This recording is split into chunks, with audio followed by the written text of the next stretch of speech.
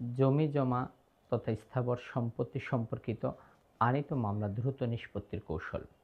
প্রথমত, আপনি যখন একটি মামলা দায়ের করবেন, একজন অভিজ্ঞ সিভিল লয়ারের দ্বারস্থ হবেন।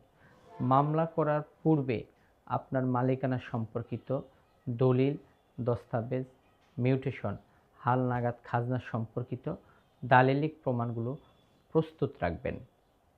মামলা করার পরে যদি প্রতিপক্ষের প্রতি নোটিশ যাওয়ার পরে তারা যদি যথারীতি আপনার সাথে আপোষ রফা করতে চায়, সেক্ষেত্রে দ্রুত আপোষনামা বা সলেনামা দাখিল করবেন।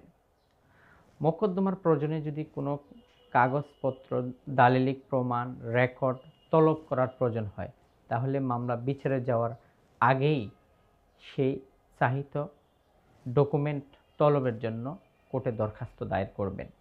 মোকদ্দমা যখন পিএস তথা প্রিএম্পটরি হিয়ারিংয়ের অবস্থায় উপনীত হয়, সেক্ষেত্রে লিখিত জবানবন্দি সহ আপনার ক্লেম তথা দাবি প্রমাণের সাপোর্টিং মৌখিক সাক্ষ্য অথবা দালিলিক প্রমাণগুলো যথারীতি প্রদর্শন করবেন।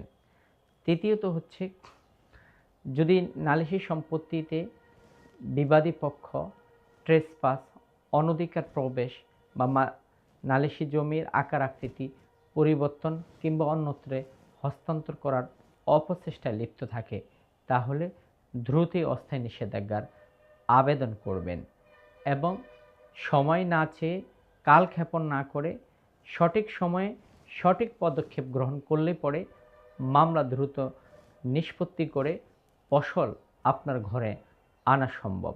সুতরাং আপনার মামলা দ্রুত নিষ্পত্তি করার চাবি আপনার হাতে।